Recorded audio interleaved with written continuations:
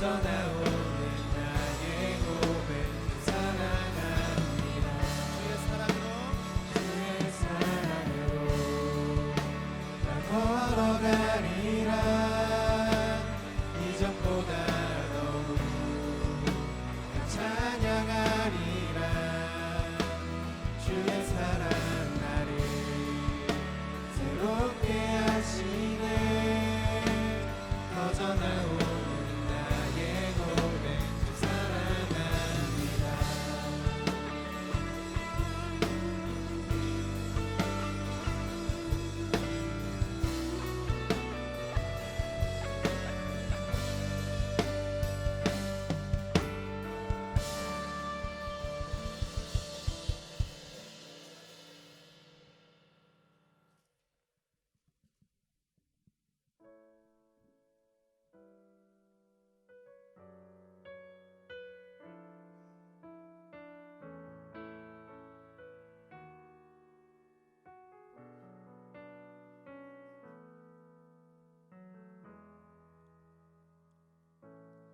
아무런 자격도 없는 나를 위해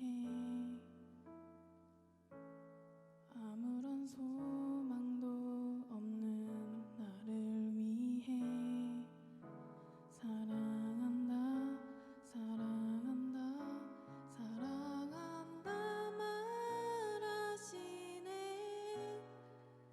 이 낮은 날 위해 이제 나는 옛 사람 아니요 사망에서 건지신 주의 자녀이니 그 한없는 주의 사랑 안에 기쁨으로 걸어가겠네.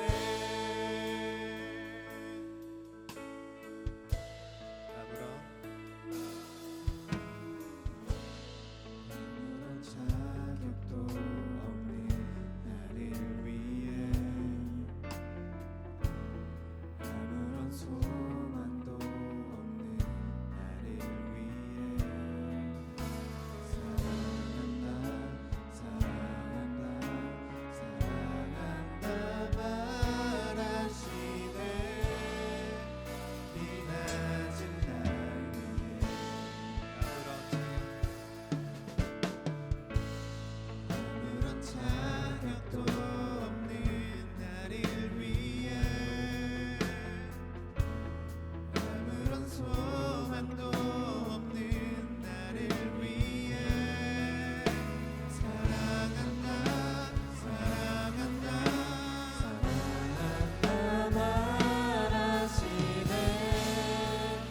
이 낮은 날 위해 이제 나는 옛 사람 아니요 사망에서 건지신 주의 자녀이니 그 한없는 주의 사랑 안에 기쁨으로 걸어가겠네.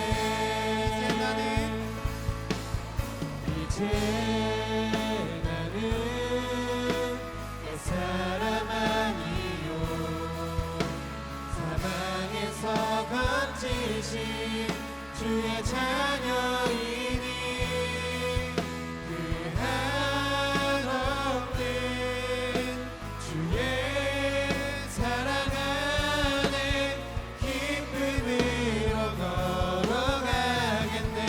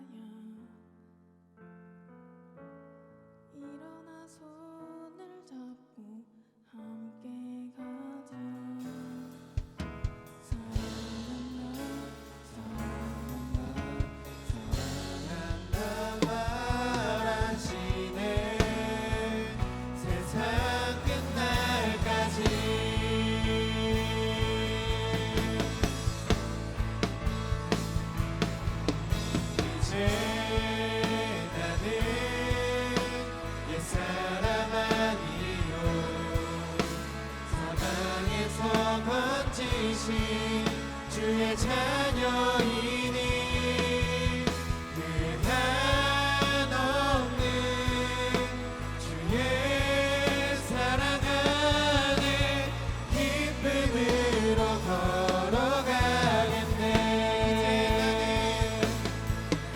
이제 나는 옛사람 아니요 사방에서 건지신 주의 자녀이니 그 한없는 주의 사랑 안에 기쁨으로 걸어가겠네.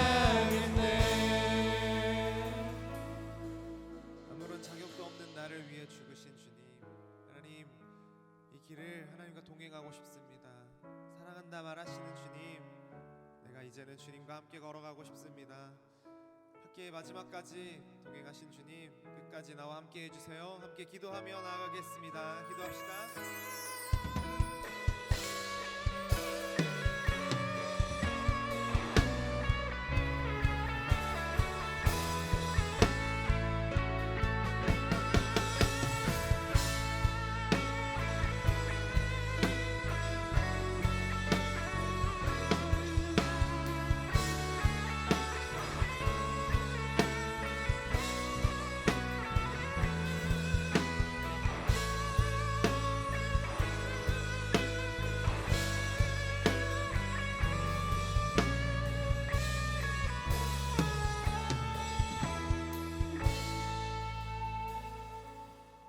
오늘도 이렇게 제풀의 시간으로 하나님께서 우리를 부르심이 너무나 감사합니다.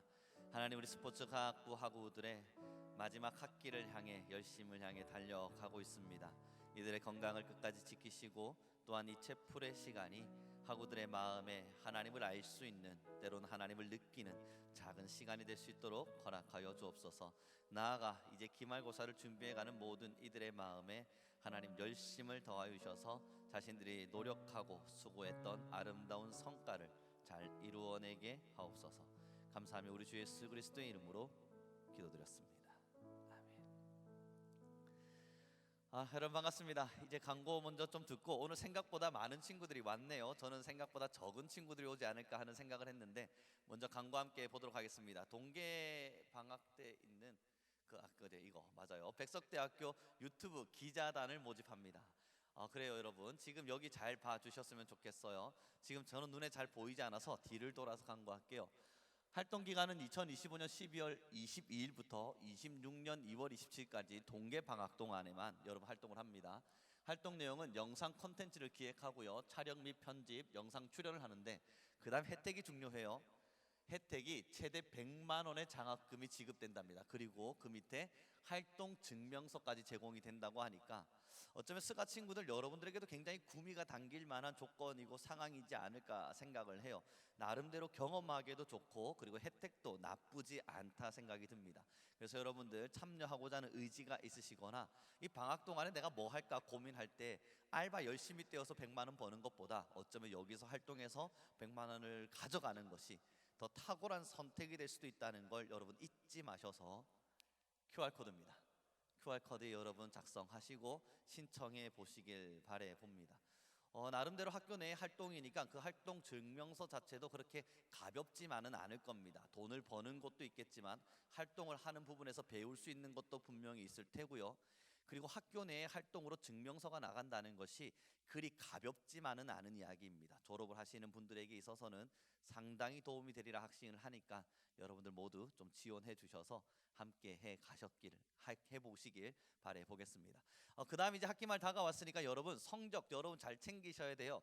이 계절학기 때 제가 이번에 체프를 개설했거든요. 그때 여러분 저 만나면 안 되는 거잖아요. 그러니까 내 출석은 정말 건강한가 잘 체크해 보시고, 지금 내가 출석 체크가 혹여 나는 3번 빠졌다 생각을 했는데 혹여 4번 빠진 건 아닌가 좀 다시 한번 점검해 보시면서 여러분들 출석을 잘 확인하길 바랍니다.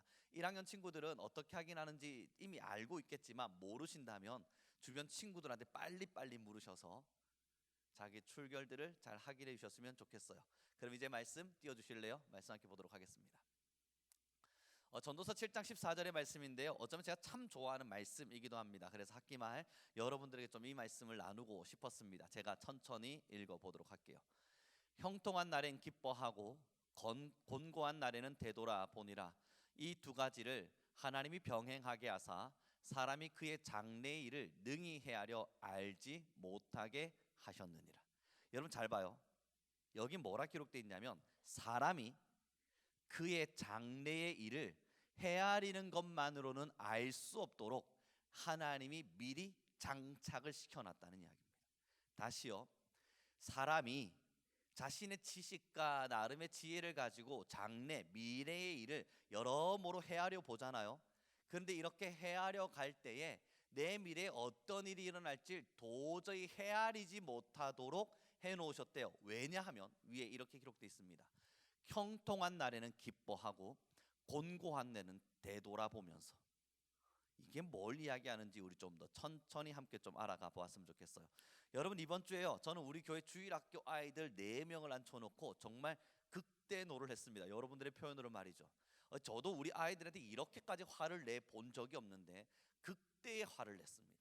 소리를 질렀고 고함을 질렀습니다. 이제 초등학교 3학년짜리밖에 되지 않은 남자애들 4명을 앉혀놓고는 고래고래 소리 지르면서 화를 어마어마하게 냈어요. 우리 아내도 깜짝 놀라서 거기까지 화내는 건 좀 너무 오바 아니었는가 저를 말리기까지 했는데 저는 우리 주일학교 아이들에게 할 수 있는 하의 최고의 화를 내었습니다. 이유가 왜냐고요? 토요일 저녁이 되었는데요. 제가 이제 교회 일을 마치고 7시쯤 되어서 2층으로 갔는데 2층 저희 교회 주일학교실에 저희 아내가 아이들을 앉혀놓고 혼을 내고 있는 겁니다. 깜짝 놀랄 일이잖아요. 왜 굳이 혼을 내요? 저는 말려야 되겠다 생각하고 문을 열고 들어갔죠. 아니 무슨 일이야? 아니 도대체 왜 애들을 이렇게 혼내고 있어요? 라고 이야기했더니 우리 아내가 저를 불러요. 잠깐만요 하더니 여러분 저희 아내가 이야기를 들려주기 시작해요. 애들이 저희 교회 권사님한테 가서 갑자기 저희 배고픈데 밥 좀 사주세요 라고 했대요. 좀 그럴 수 있잖아요. 애들이니까 교회 권사님이니까. 그래서 권사님이 그래 그런데 내가 지금 너희한테 밥 사줄 시간은 안 되고 가자 해서 마트에 가서 과자를 사주셨대요. 그리고 계산을 하면서 물은 거예요. 얘들아 근데 너희는 내가 누군지를 아니? 우리 권사님은 얘들이 누군지를 알아요. 그런데 얘들한테 물은 거예요. 얘들아 너희는 내가 누군지를 아니? 그랬더니 애들이 몰라요. 그래서 우리 권사님께서 물으셨어요. 그럼 넌 내가 지나가는 그냥 할머니인데 나한테 밥 사달라고 그런 거야?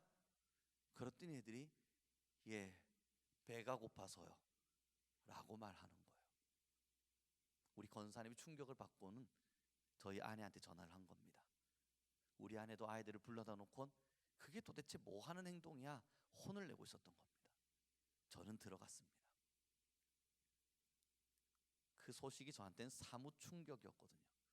부모가 없는 애들도 아니고 그렇다고 이 아이들이 돈이 그렇게까지 구걸할 만큼 궁하진 않을 텐데 저는 아이들한테 화를 내며 물었어요. 처음 잔잔히 야 너희들이 한 게 뭔지 너희는 잘 모르겠지만 그건 구걸이라고 하는 거야. 거지들 때로는 정말 힘겹게 사는 누군가들이 하는 구걸 넌 지금 구걸을 한 거야. 그런데 우리 권사님한테 한 것 말고 다른 사람들한테도 이런 적이 있어? 했더니 애들이 네 라고 말하는 거예요. 화가 났습니다. 우리 주일학교 아이들을 그렇게 가르치진 않았거든요. 애들이 배고픈 건 알아요. 그래서 매일 점심 혹은 방학 때는 저희 집에 데려와서 맛있는 것도 먹이고 용돈도 주고 때로는 과자도 사주고 나름대로 이 아이들이 궁핍하거나 나는 지금 가난해 라는 걸 느끼지 못하게 살도록 최선을 다해 돕고 있거든요. 그런데 이 아이들이 구걸을 하고 산다잖아요. 얼마나 화가 나요. 이때는 저의 의가 있었습니다. 너무 화가 났어요. 해준 게 뭔데 이 애들이 왜 구걸을 해? 그래서 화를 막 쏟아내고 나니까 이 아이가 한 명이요 수연이라고 하는 남자아이가 있어요. 이 아이가 갑자기 달구똥 같은 눈물을 툭툭툭 흘리면서 이야기하는 거예요. 배가 고팠단 말이에요. 야 임마 배가 고프다고 국어를 하냐, 집에 가서 밥을 먹지. 그때 이 아이가 엄마가 밥을 안 준다고요. 전 놀랄 수밖에 없잖아요. 야 무슨 엄마가 밥을 안 줘?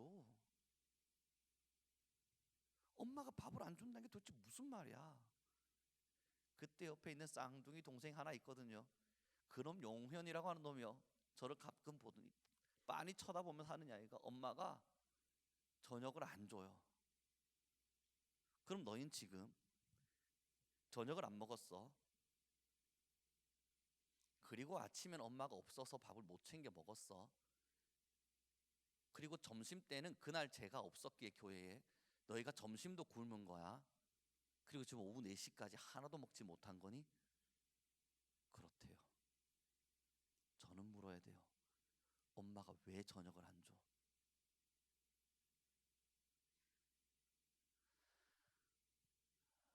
수연이가 말해줬습니다.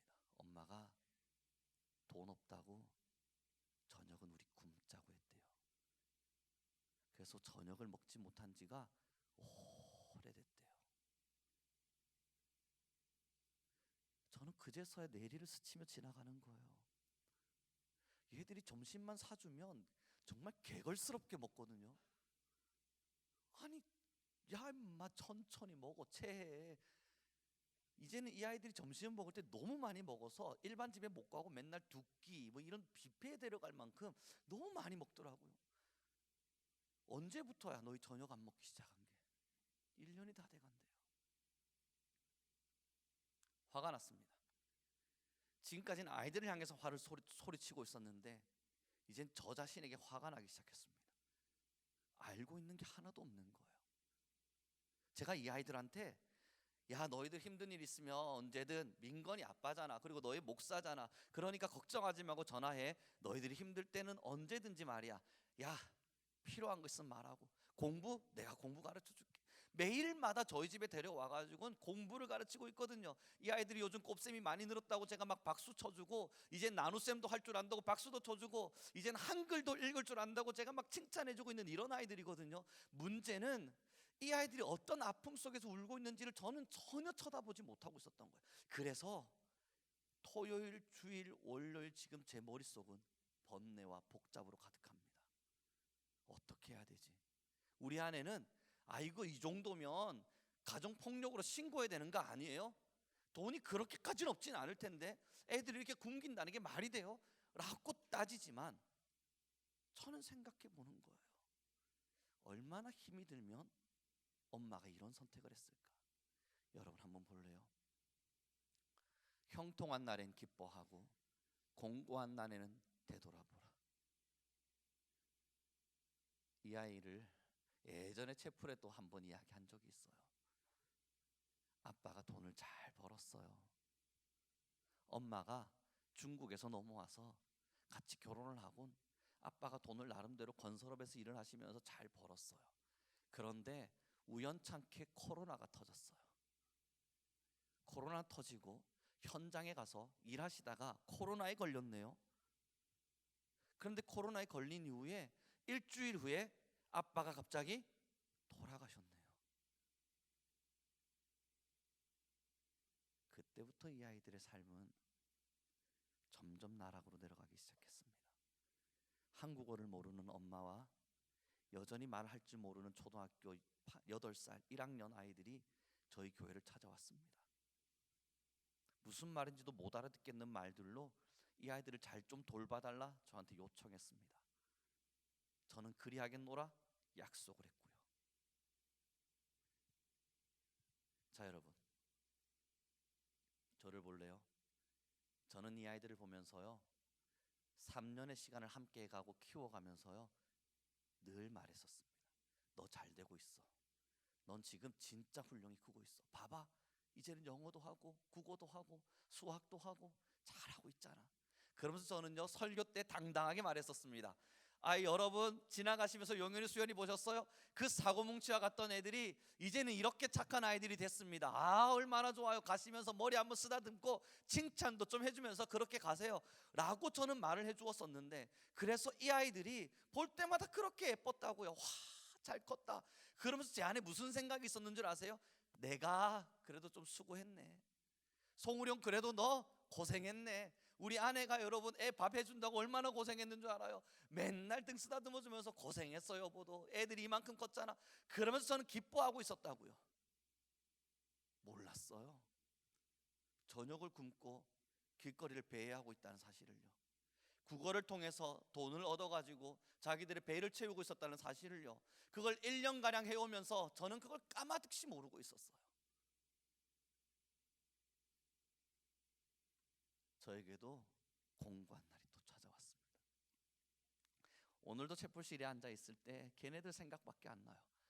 야, 이걸 어떻게 내가 해야 되지? 우리 아내 보고 저녁까지 차리라 그러면 이건 이혼감인데, 이건 아닌데 내가 어떻게 해야 되지?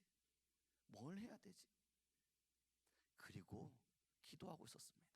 하나님, 전 아무것도 할 수 없는 사람인데, 지금 이 작은 아이들의 배고픔조차 해결할 수 없는 저인데 왜 저는 이곳에 목사라는 신분을 가지고 있습니까? 질문하고 있을 때 오늘 찬양이 갑자기 흘러나왔어요. 주 부르심 따라 예수 이름 부르며 나의 인생을 드렸네. 사람들이 해 못하고 결과 어떠하든지 주만 따라가길 원했네. 갑자기 뭉클한 거예요. 그래, 역시 결국은 하나님이다. 하나님이 나를 이 자리로 부르셨고 하나님께서 나에게 무언가를 하게 하셨으니 난 다시 그들을 위해 가야만 한다. 그리고 뒤에 가사에 보면 이런 고백이 있어요. 내 노래가 상한 영혼을 일으켜 다시 살게 하는 노래가 되길. 자, 여러분, 사람은요 미래의 일을 알 수 없습니다. 저에게는 어떤 일이 어떻게 닥쳐질지 아무도 모릅니다. 저는 20대 어린 시절 캐나다에 있었습니다. 그 캐나다에 있을 때 꿈을 꾸고 있었고 굉장히 활발했고 굉장히 행복했고 그곳에서 모든 걸 이룬 사람인 것처럼 자랑하며 살았습니다. 친구들의 주목을 받았고 많은 목회자들이 부러워하는 어떠한 것을 이루어가고 있었습니다. 그래서 주목받던 사람으로서 너는 그래도 신학자로서 아니면 너는 목사로서 탄탄대로를 걷겠구나 하는 칭찬과 격려가 저의 그 캐나다의 길 속에는 늘 따라다녔었습니다.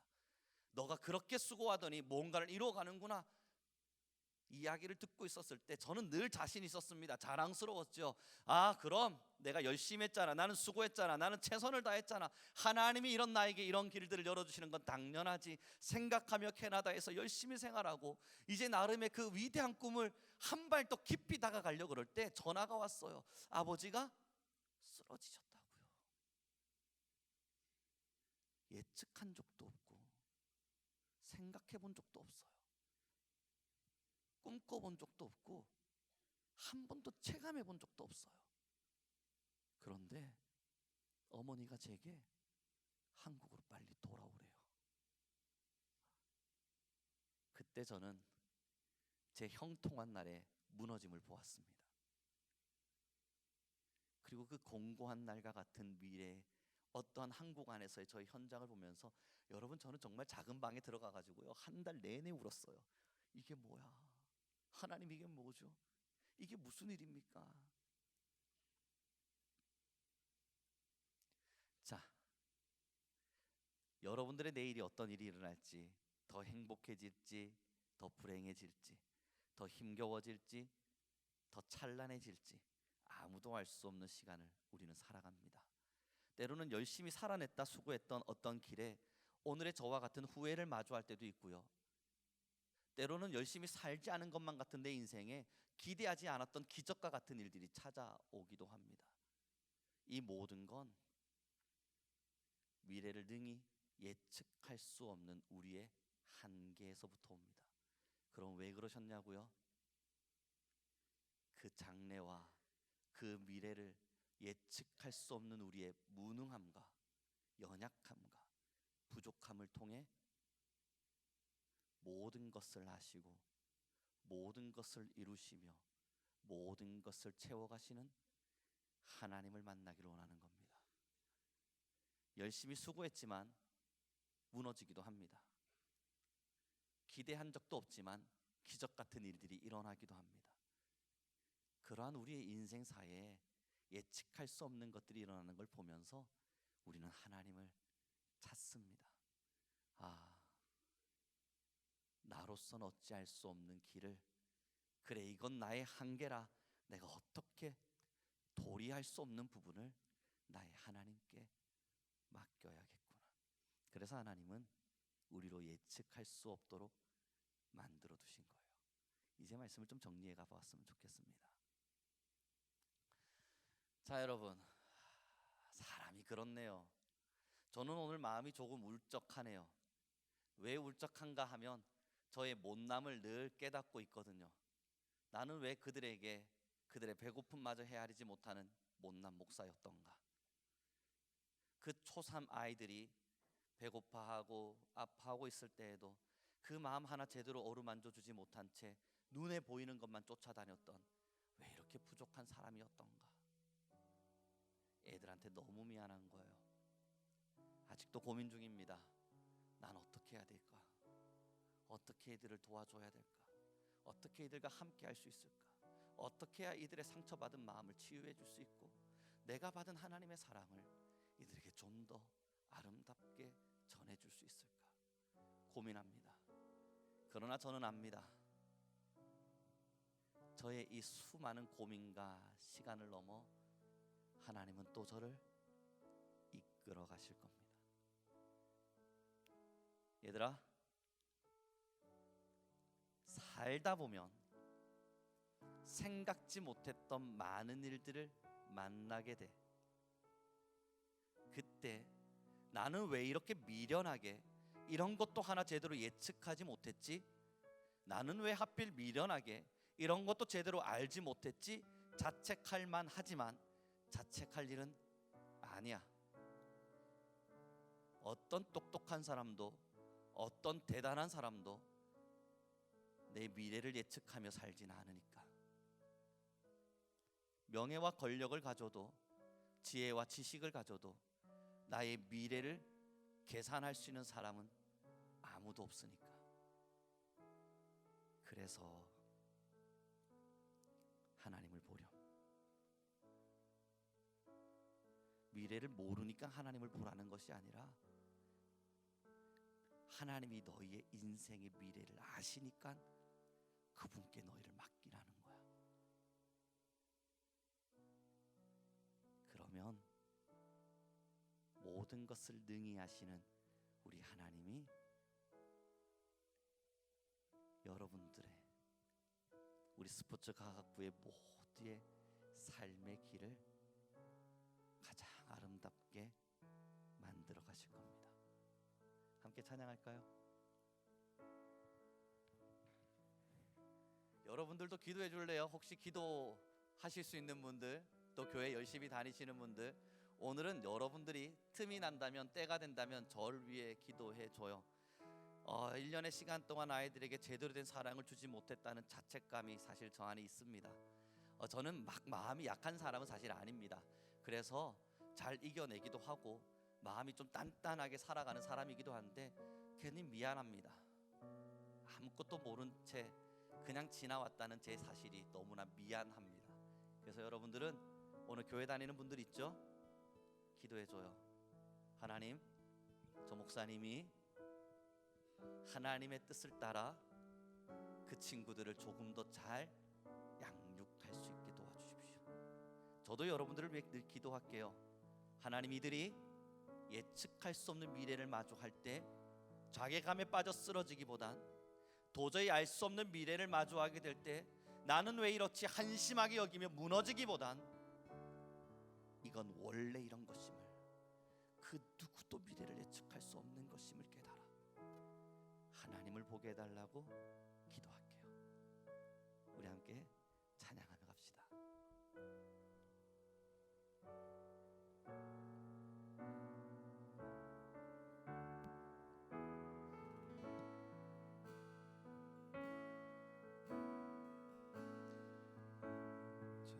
자격도 없는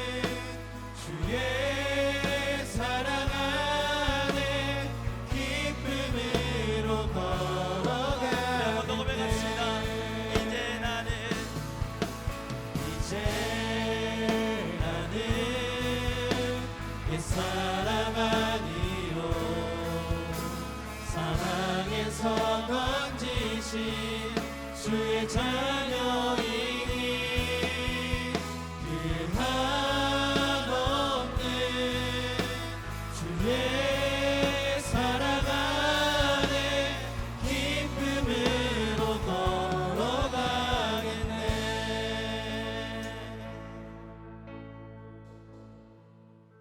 자, 이제 이번 주 끝나면 다음 주밖에 없죠. 여러분들의 방학을 기대합니다. 그리고 여러분들이 꽤나 보고 싶을 겁니다. 여러분 모르죠? 하나를 알려주면요, 저 원래 이거 스가 안 맡아야 했어요. 안 맡아도 되고요. 그리고 맡으면 저한테 좀 더 힘든 일들이 많이 찾아왔어요. 그래서 고민했어요. 내가 정말 이건 힘들 것 같은데, 다른 일을 해야만 할 것 같은데, 채플만 포기하면 난 조금 더 편안하게 그래도 좀 더 나은 일을 해나갈 수 있을 것 같은데 라는 고민이 있을 때 채플을 포기할 수 없었어요. 그래서 학교에 가서 물었습니다. 저 한 번만 더 채플하면 안 됩니까? 저 내년에 스가 한 번 더 만나면 안 됩니까? 원래 여긴 제 자리가 아니거든요. 그래서 반납해야 돼요. 돌려줘야 돼요. 원래 제 자리를 찾아가야 돼요. 근데 가서 물었어요. 스가 한 번만 더, 채플을 한 번만 더 하면 안 되겠습니까? 학교에서도 말했습니다. 이거 부담될 텐데요. 일이 너무 많아지실 텐데요. 이거 감당하기 쉽지 않으실 텐데요. 이 일도 하면서 이것도 한다고요? 안 될걸요? 그런데 왜 스가를 다시 채플을 맡았는 줄 알아요? 물론 뭐 핸드폰 보고 제 얼굴 쳐다보지 않고 채플에 참여하지 않는 학우들 알죠. 그런데 스가의 모든 학우들이 너무 소중했어요. 그래도 이렇게 연을 맺었고, 그래도 이렇게 하나님의 말씀을 전해본 여러분들이기에 모른 척하고 그냥 가기가 우선 미안했고, 둘째는 그리울 것 같았습니다. 여러분들이 아무리 생각해봐도 여러분들이 너무 그리울 것 같았습니다. 그래서 여러분 별로 안 좋아하실 수 있지만 내년에도 저 만날 겁니다. 어떻게든 내년에도 이 자리에 붙어있기 위해서 많은 이야기들이 오고 갔거든요. 자, 방학 다음 주에 아마 거의 못 볼 테니까 방학 잘 보내고, 방학 동안 하나님을 만날 수 있다면 너무 좋겠고, 그게 안 된다면 다음 채플에, 내년 채플에 우리 다시 하나님을 만나보자고. 나도 조금 더 기도하고 조금 더 사랑의 마음을 품고 이곳을 준비해 갈 테니까요. 자, 오늘 마지막 기도다 생각하고 기도할게요. 여러분 모두 함께 기도합시다. 같이 기도하죠. 하나님 너무나 감사합니다. 참 소중하고 예쁘고 아름답고 멋진 20대를 살아가고 있는 우리 스포츠과학부의 친구들이 이곳에 있습니다. 이들의 모든 삶의 길이 하나님의 인도와 하나님의 이끄심 안에 있기를 간절히 소원합니다. 하나님, 우리 스포츠과학부 모든 학우들을 사랑하여 주시사 이들의 마음이 더 깊이 주를 알게 하옵시고, 때로는 허공에 외쳐지는 소리와 같았던 작디 작은 목소리와 하나님의 말씀들이 이들의 마음 안에 새겨져서 하나님을 찾게 하여 주옵소서.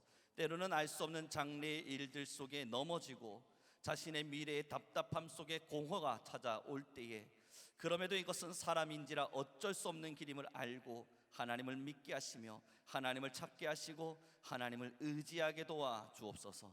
그러므로 이들 모두가 어느 한날, 그리고 가장 빠르고 가까운 시일에 살아계신 여호와, 우리의 주 하나님, 천지만물의 주관자 여호와를 만나고 알게 하옵소서.